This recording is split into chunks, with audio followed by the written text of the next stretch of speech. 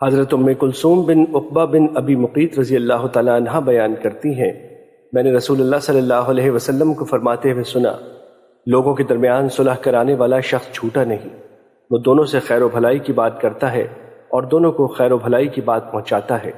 امام مسلم نے یہ اضافہ نقل کیا ہے۔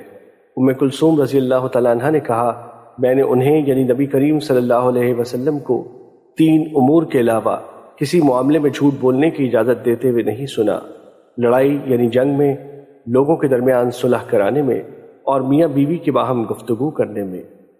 مشکات المصابیح حدیث نمبر 5031۔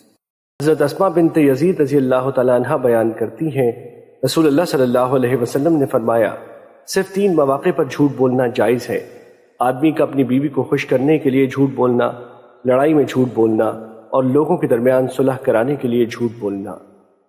مشکات المصابیح حدیث نمبر 5033۔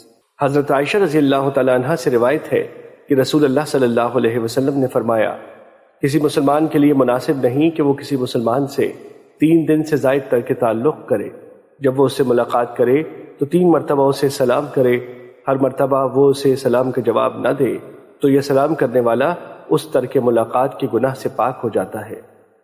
مشکات المصابیح حدیث نمبر 5034۔ حضرت ابو ہریرہ رضی اللہ تعالیٰ عنہ سے روایت ہے کہ رسول اللہ صلی اللہ علیہ وسلم نے فرمایا، کسی مسلمان کے لیے جائز نہیں کہ وہ اپنے مسلمان بھائی سے 3 دن سے زائد تر کے تعلق کرے۔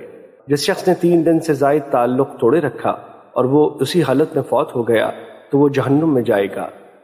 مشکات المصابیح حدیث نمبر 5035۔